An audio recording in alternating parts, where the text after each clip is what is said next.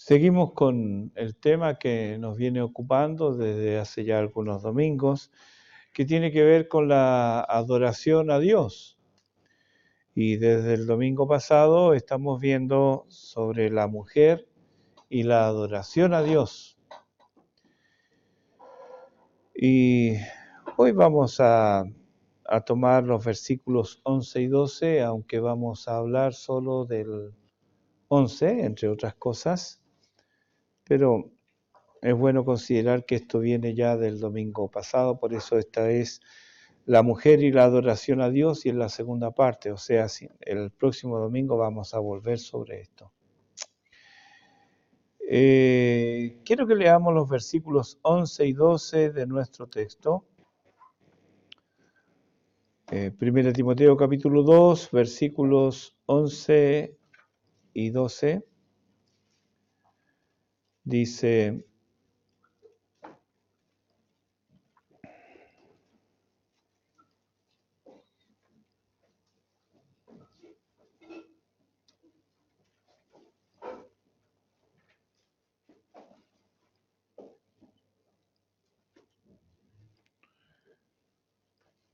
entonces nos ponemos en pie para leer la palabra del Señor.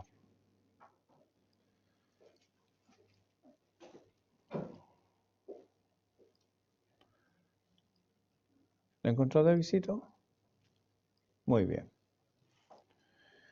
La mujer aprenda en silencio, con toda sujeción, porque no permito a la mujer enseñar ni ejercer dominio sobre el hombre, sino estar en silencio. Ahora vamos a un pasaje paralelo en 1 Corintios capítulo 14, los versículos 33 al 35. 1 Corintios capítulo 14, versículos 33 al 35.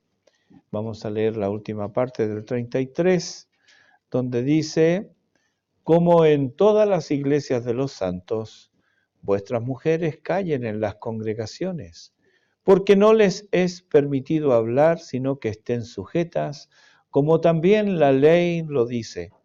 Y si quieren aprender algo, pregunten en casa a sus maridos, porque es indecoroso que una mujer hable en la congregación. Padre Celestial, tu palabra ha sido leída y ciertamente nos confronta a cada uno de nosotros en diversos niveles. Te rogamos que tu palabra hable a nuestras vidas y te lo pedimos por Jesucristo, nuestro Señor y Salvador. Amén. Tomen asiento, hermanos.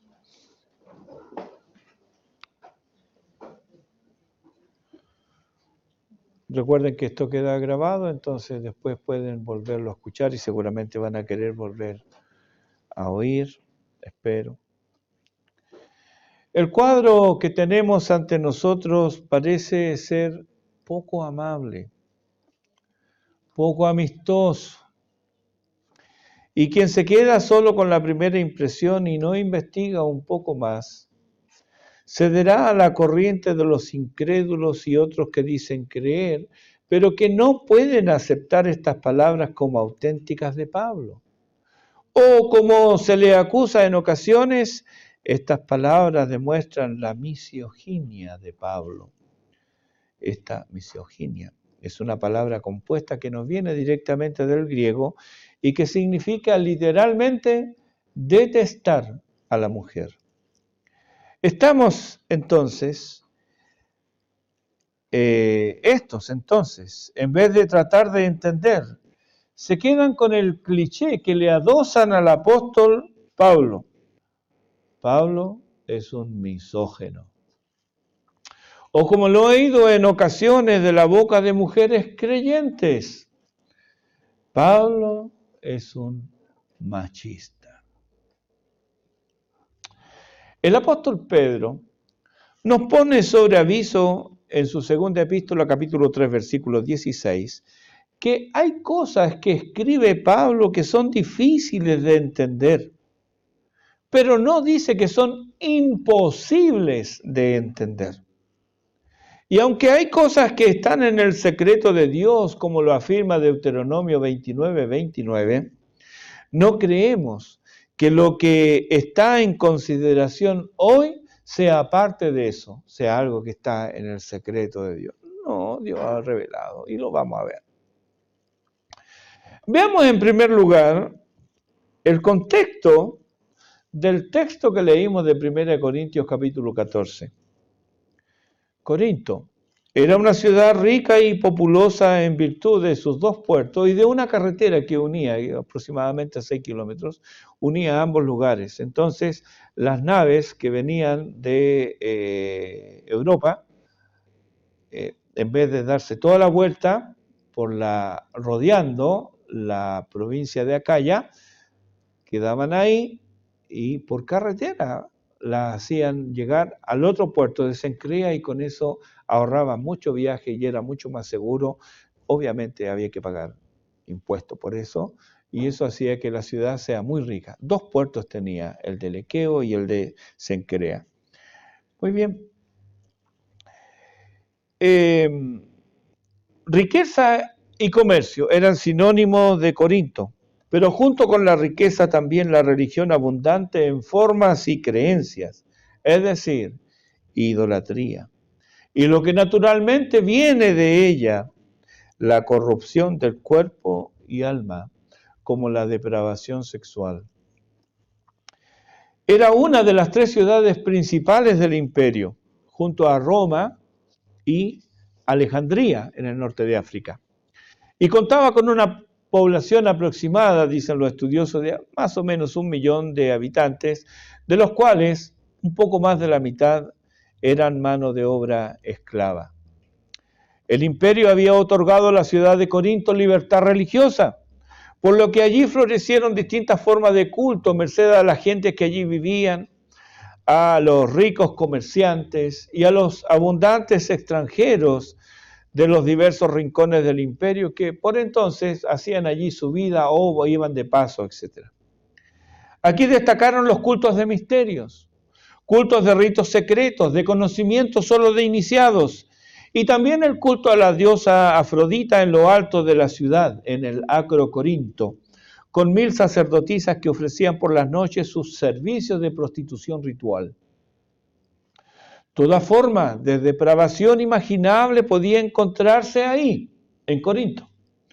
Algo de esto nos deja ver el apóstol en la primera epístola a los Corintios, en el capítulo 6, los versículos 9 al 11.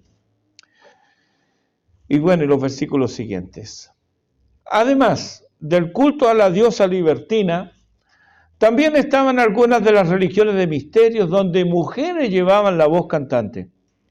Este era el contexto social del que habían salido algunas mujeres que ahora acudían a la congregación corintia. También hay que tener en cuenta que en la antigüedad se menospreciaba la educación de la mujer. La gran mayoría no tenían ninguna educación. Y también eran desconocedoras del idioma que era común al imperio. El idioma común del imperio era el latín, pero para muchos era desconocido. Por su parte, no todos dominaban el griego común y cada uno seguía teniendo y usando el dialecto materno en el hogar. Y el griego común era solo para el mercado. Y tal vez, como ocurre hoy con un idioma, había diferentes formas de hablarlo. De manera que alguien con pobre vocabulario y mala dicción dificultaba la comunicación con otro, aunque ambos hablaran el mismo idioma. Eso pasa hasta en nuestro país. Si usted habla con alguien del Chiloé profundo, hablan distinto. ¿Sí? O alguien de Colchane, hablan distinto. Tienen su sonsonete particular y hablamos el mismo idioma. Ahora, ponte en el lugar de una mujer cuyo idioma materno no es el que se habla, con un conocimiento rudimentario del griego que Pablo hablaba. Había otro problema más. Pero, por ejemplo, ¿qué idioma hablamos nosotros? ¿Cuál? Español. ¿Dónde se habla este idioma en Europa? O sea, en España se habla español. Y si yo le dijera que el español no existe. Existen los españoles y existe el Reino de España, pero no existe el español. Lo que nosotros hablamos es castellano, la lengua de Castilla. Y en España la habla el 98%, la entiende. Pero no todos hablan castellano. Allí hablan, además de castellano, hablan catalán, gallego, valenciano, euskera y aranés. Y además se hablan 10 dialectos. Súmele a eso las 175 nacionalidades que viven en España, personas de 175 países, donde la gran mayoría habla inglés o francés. Entonces, yo hablaba con una terapeuta en Salisbury, una española, y tenía un acento extraño. Me dijo, es que soy valenciana. ¿Y qué hablan en Valencia? Hablamos valenciano. ¡Wow! No estaba en mis libros. No hablan español. No existe. Lo que existe es el castellano. Pero resulta que hablando castellano, el año 2000, estuve en el sur del Perú, frontera con Bolivia, y tuvieron que ponerme un traductor. Porque los hermanos ahí también hablaban español, pero decían que yo hablaba muy rápido. Y yo no les entendía a ellos, y hablaban español. Esto es para que usted se ponga en el caso de una mujer sin educación, cuyo idioma materno no es el griego, y que tiene que escuchar una predicación en griego. Póngase en sus zapatos. Además de eso, súmele que no había amplificación en los salones. Los salones no eran como estos. Y de pronto una palabra o una frase no entiende y comienza a preguntar, ¿qué dijo? ¿Qué frase dijo? ¿A quién le va a preguntar? Al que está al lado. Y si es casada, ¿quién está al lado? El marido. ¿Verdad? ¿Qué dijo? ¿Qué palabra? ¿Y qué significa eso? Multiplique ese cuchicheo. Esto para el caso que el problema sea solo el entendimiento.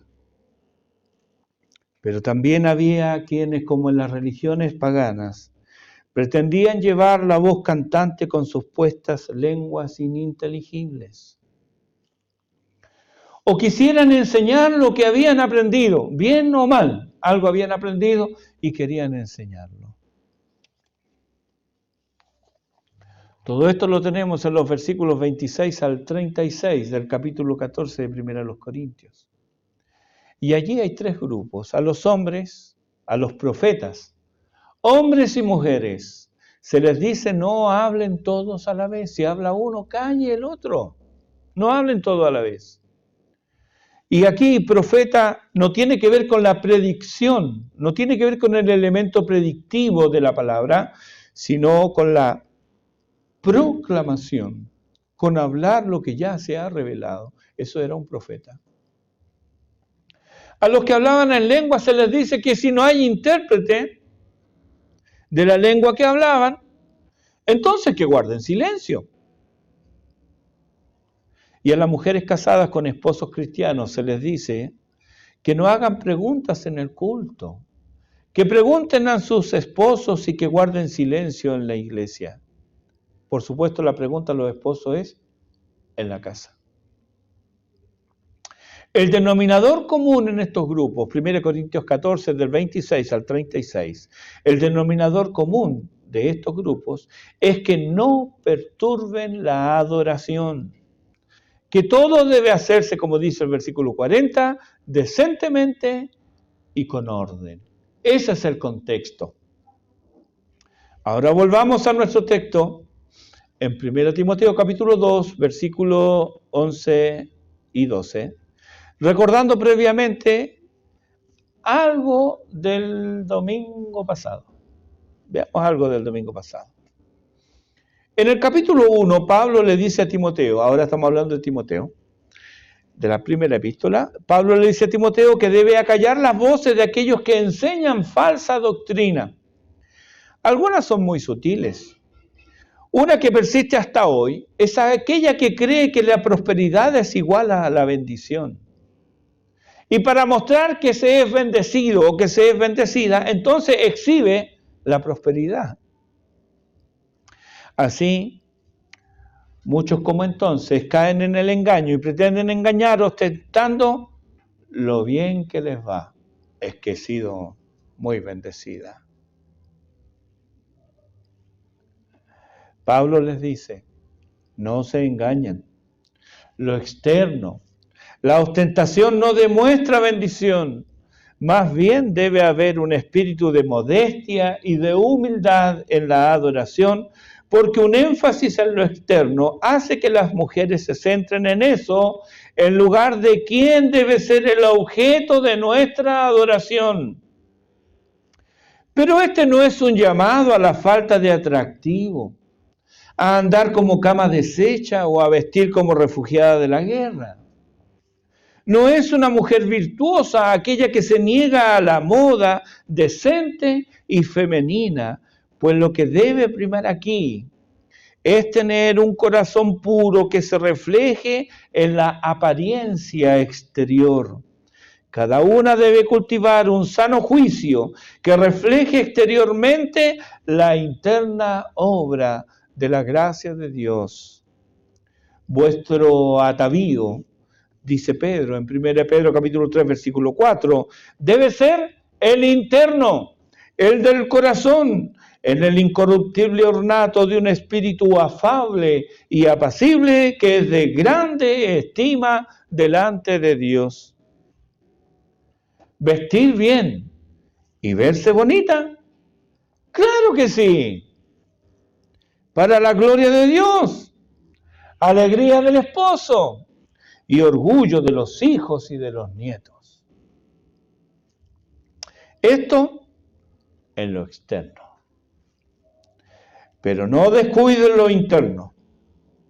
Interno que pasa por refrenar tu lengua, sujetar tus pensamientos, controlar tus emociones, limpiar tu corazón y arrepentirte de tus pecados. Es mucho, ¿verdad? Es mucho. Bueno, entonces debes recordar Juan capítulo 15, versículo 5, donde el mismo Señor dijo, separados de mí, nada podéis hacer. Antes de entrar al versículo 11 de nuestro texto, detengámonos en la acusación contra Pablo de misoginia.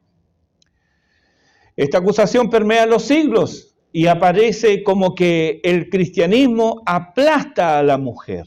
Veamos un poco de historia en las Escrituras.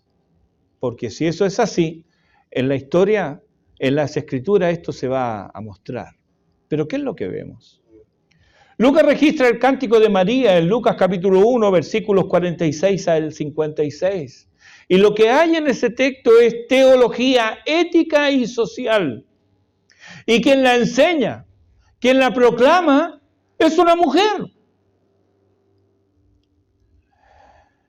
Lucas también nos cuenta que algunas mujeres eran parte de los seguidores de Jesús, como en Lucas capítulo 8, los versículos 1 al 3.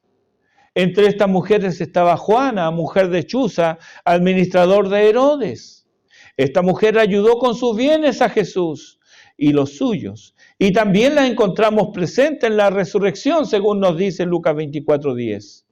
Y cuando están ellas ante la tumba vacía, el ángel tuvo que recordarle lo que Jesús le había comunicado previamente a ellas. Es interesante esto porque el ángel les dice, acordaos de lo que os dijo a vosotras.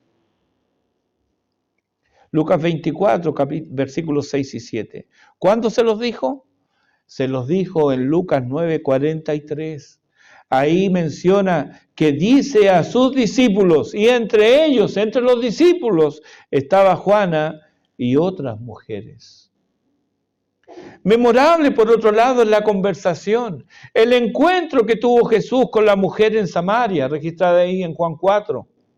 ¿Qué decir del encuentro de Jesús con la mujer adúltera en Juan capítulo 8? Cuánta delicadeza de parte del Señor para tratar con dos rechazadas por la sociedad.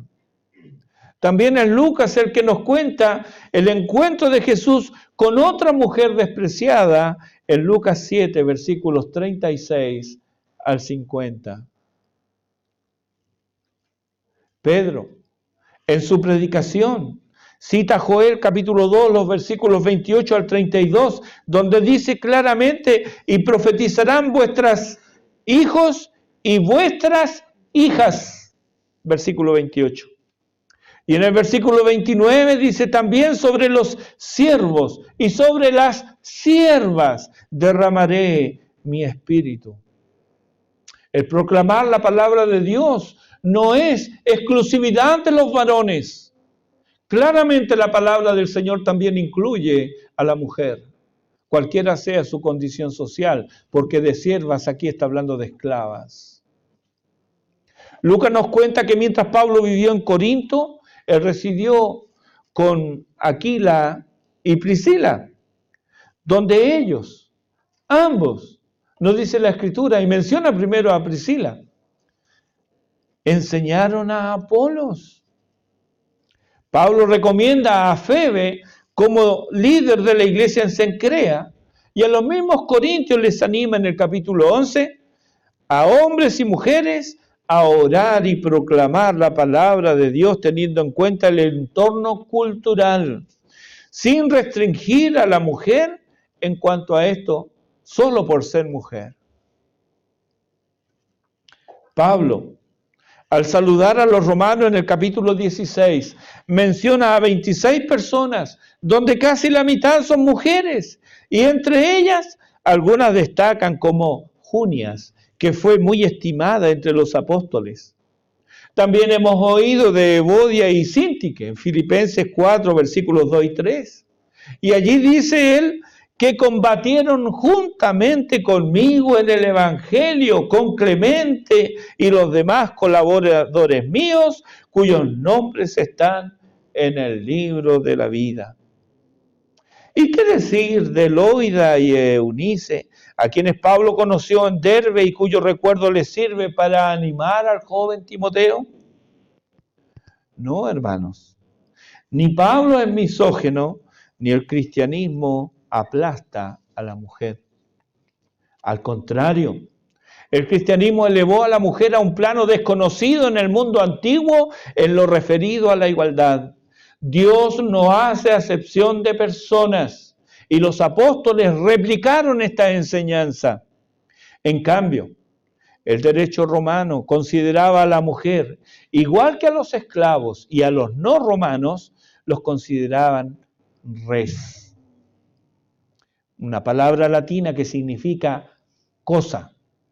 Con esa palabra designamos hoy día a las cabezas de ganado. Así era considerada en el derecho romano la mujer, una cosa, sobre la cual el hombre podía tener propiedad. Había en el mundo romano un desprecio por todo aquello que pudiera considerarse débil. Era muy común el infanticidio femenino y no se les brindaba educación a las mujeres. Se les animaba a casarlas en la infancia y muchos consumaban el matrimonio antes de llegar siquiera a la pubertad. El hombre podía divorciarse de ella sin dar explicaciones, menos indemnizarla. Bastaba con echarla a la calle. Y esto no era diferente de la alta sociedad romana. Octavia se casó a los 11 años. Agripina, la madre de Nerón, se casó a los 12. Tácito se casó con una niña de 13 años y tenía a esa edad, 13 años, la esposa de Quintiliano cuando dio a luz. Es increíble que la ley romana consideraba sanciones para el adulterio de mujeres menores de 12 años. Parece increíble eso.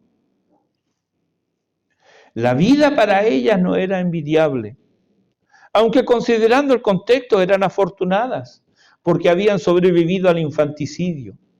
¿Cómo lo hacían? Ahogaban a sus hijos al momento de nacer si eran no deseados, y mayormente si eran niñas, y era considerado algo normal.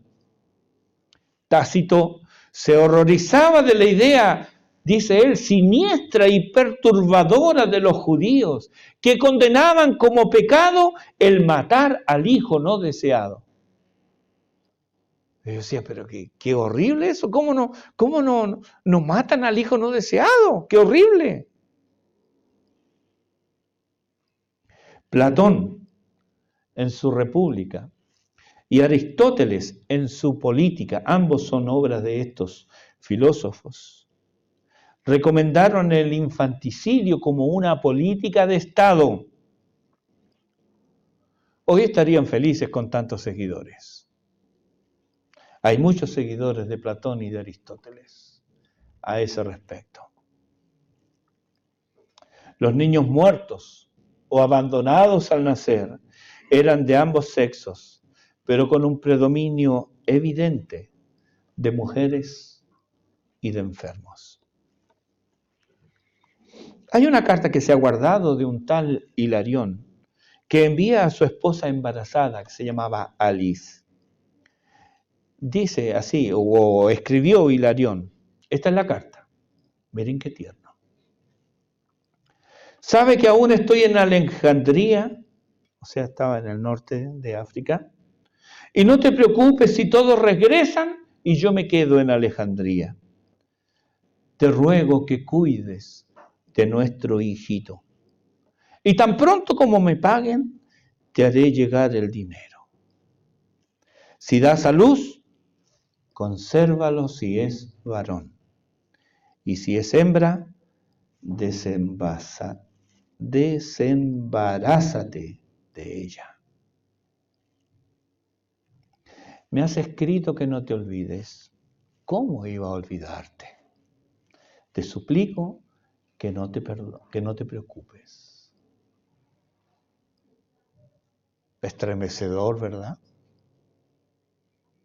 Esa era la condición de la mujer en el mundo antiguo. Bastan estos ejemplos para desmentir lo que necios e ignorantes repiten sin pensar ni investigar.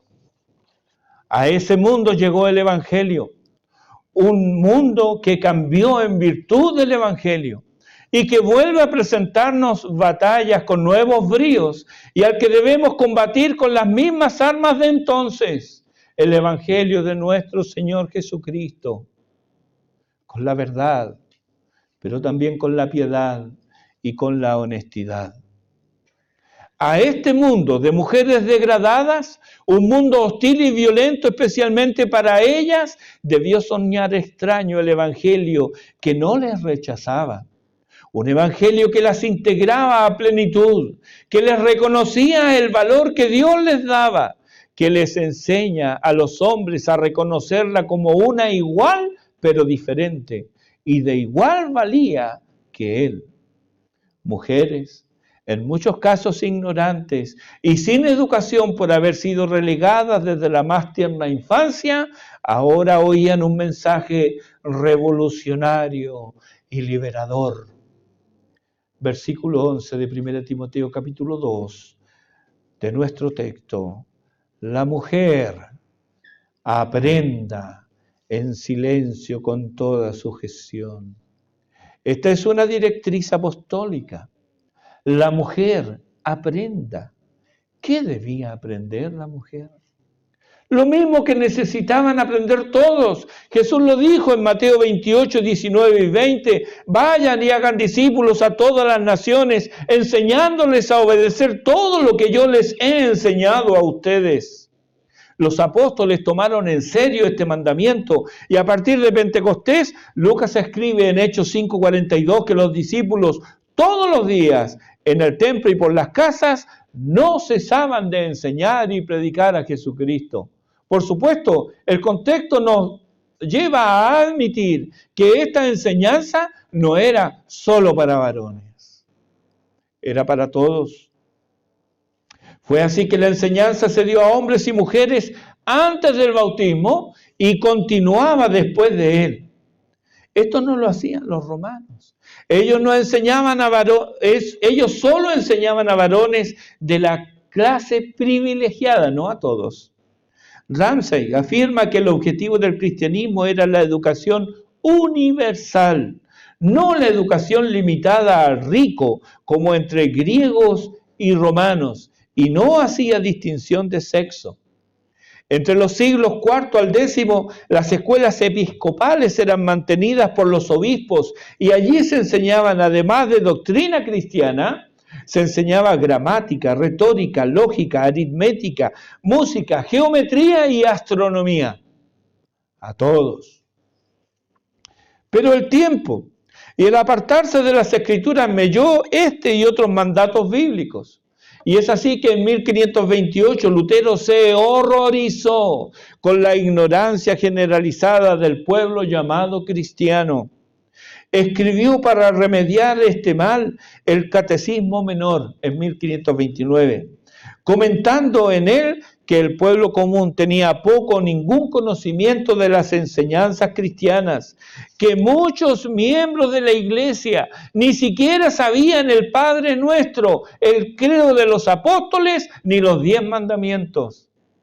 Para Lutero era absolutamente esencial el cultivo de la mente humana, porque, decía él, la gente necesita entender tanto las palabras de las Escrituras como la naturaleza del mundo en que se arraiga la palabra. Me pregunto, ¿qué pensaría Lutero hoy del estado de la Iglesia de Cristo? La mujer aprenda. Una vez dijo que los padres que no educaban a sus hijos e hijas eran una vergüenza y dignos de desprecio y que escribiría un libro contra tales padres. Lutero y los reformadores fueron firmes defensores de la educación desde la niñez sin exclusión de posición social ni sexo. Querían que a las niñas y a los niños se les eduque en el temor de Dios y como ciudadanos respetuosos de la ley, que sirvieran a Dios y que sirvieran a la sociedad en todas las etapas de la vida. Lutero no solo propició la educación, sino que escribió para que ésta fuera obligatoria y sustentada por el Estado. En la misma línea, Calvino, el 21 de mayo de 1536, abrió en Ginebra la primera escuela obligatoria, gratuita y para todos. 1536. La mujer aprenda. ¿Por qué? ¿Cómo podrá enseñar a sus hijos si ella permanece en oscuridad? ¿Cómo contrarrestará la corriente de maldad que le inculcan a los niños desde la infancia si ella misma no se educa? Aquí es donde este mandato cobra vigor. La mujer aprenda. Timoteo fue un joven útil a la causa del Evangelio, un líder confiable y un compañero leal, pero nota que en su formación aparecen su madre Eunice y su abuela Loida. Ellas guiaron a Timoteo en su niñez, no solo con su piedad, sino con el conocimiento y amor por la palabra de Dios que ambas le transmitieron al niño. Para Pablo y para el Evangelio, Hay algo mucho más valioso que la extravagancia inmadura, reflejada en la preocupación primaria por los ornamentos externos de la mujer. Y eso tan valioso es el estudio diligente de la palabra de Dios. John Stott explica que las mujeres se habrían sentido honradas por su responsabilidad de aprender, en contraste con la opinión retrógrada rabínica expresada en el Talmud de Jerusalén, de que sería mejor quemar las palabras de la Torá antes que confiárselas a una mujer. Ellos no le enseñaban a las mujeres, no hablaban con mujeres, no le dirigían la palabra a las mujeres. Por ello, hermanos, es tan precioso cuando vemos en los evangelios a Jesús hablando justamente con aquellos que son despreciados por la sociedad. Y hay como un cuadro ampliado, iluminado de estas escenas. Jesús hablando con la mujer de Samaria ahí en Juan 4. Jesús hablando con la mujer sorprendida en adulterio ahí en Juan 8. O Jesús aceptando la ofrenda de esa mujer en Lucas 7 y hablando de ella y diciéndole que sus pecados le son perdonados. Eso era escandaloso para la época. Ahora bien, aprenda, en nuestro texto está en imperativo. La mujer aprenda, es una orden. No es una sugerencia, tampoco es una opción entre muchas. Es una orden. Y puesto que esta orden está en el contexto de la adoración pública, este aprendizaje debe realizarse mientras la iglesia está reunida principalmente, pero no exclusivamente. Puesto que encontramos enseñanza en las casas, como nos lo dice Hechos 20:20. Pero este es un lugar donde se viene a aprender. Se viene a poner todos nuestros sentidos en entender, en comprender lo que dice la palabra de Dios. Por otro lado, Hechos 2:42 destaca la importancia que tenía la enseñanza cuando la iglesia se reunía, porque dice, y perseveraban en la doctrina de los apóstoles.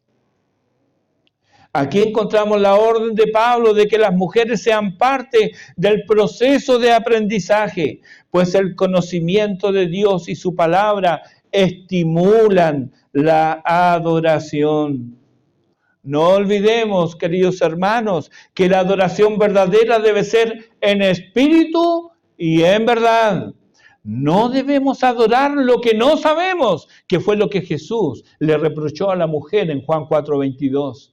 Ustedes adoran lo que no conocen. No, eso no se debe hacer. Pero adorar sin conocer es de paganos, no es de cristianos. Eso lo encontramos en Hechos 17:23. Al Dios que ustedes adoran sin conocerle es aquel a quien yo les vengo a anunciar.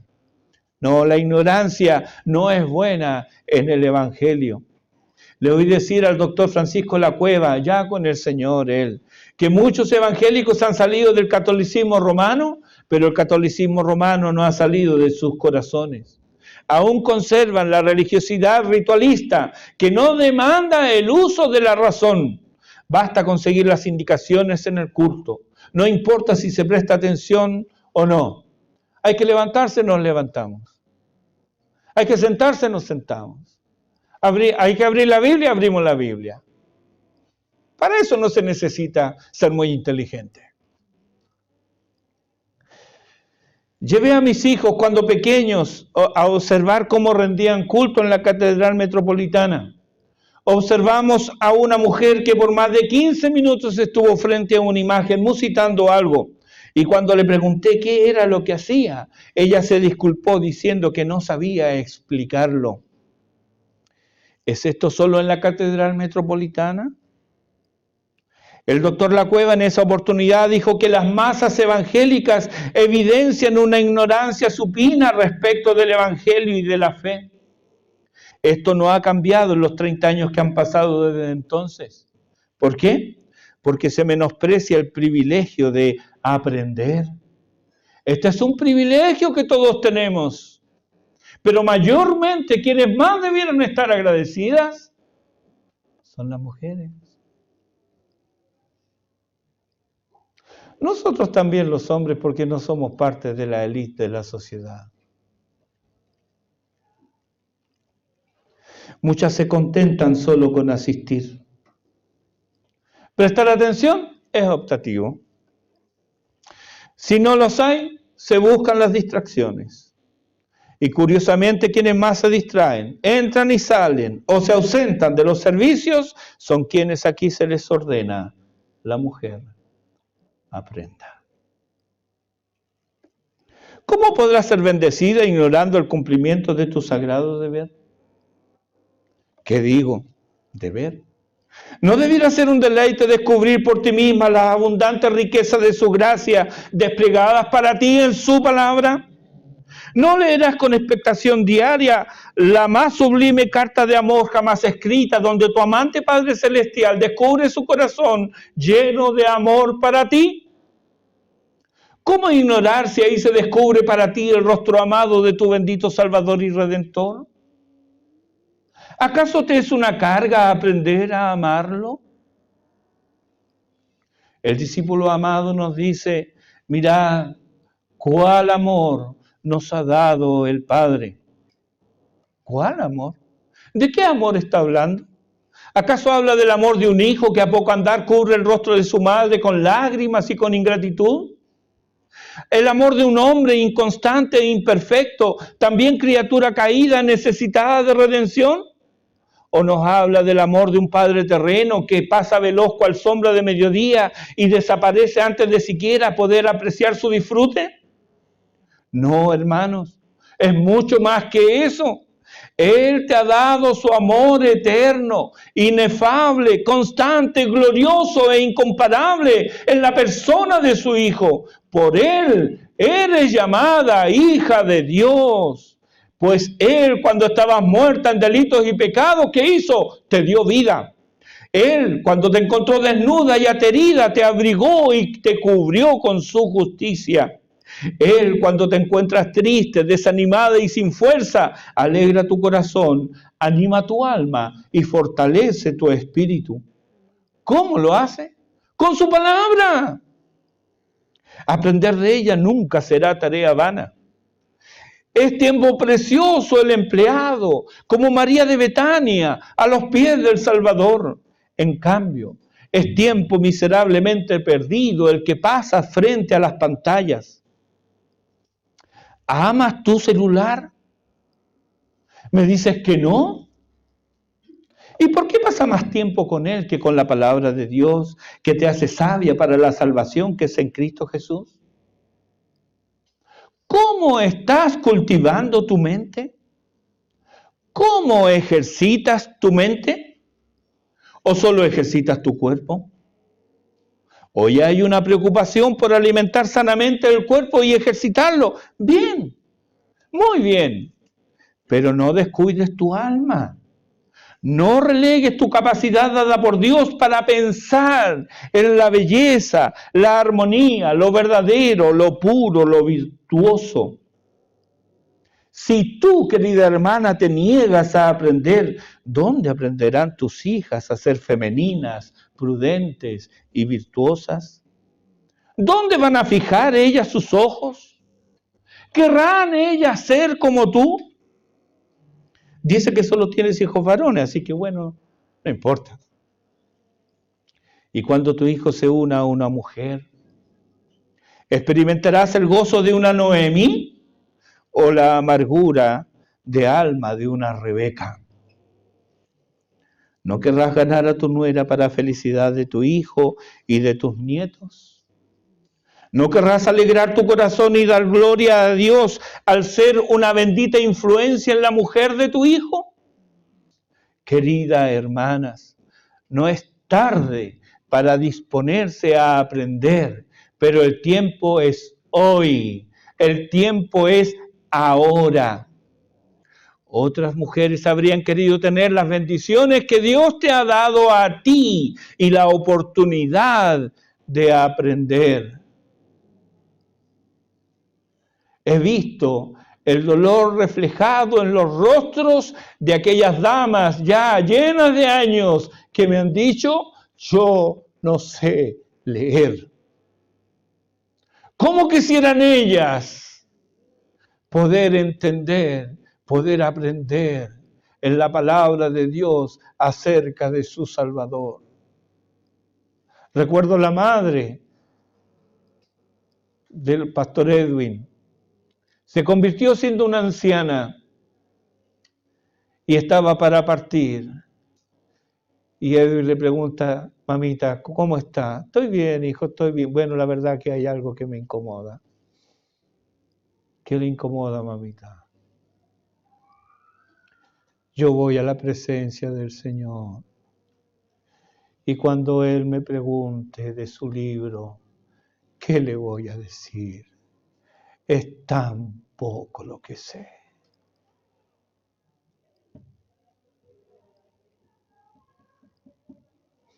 No pierdas tu tiempo. No malgastes tu tiempo. La mujer aprenda.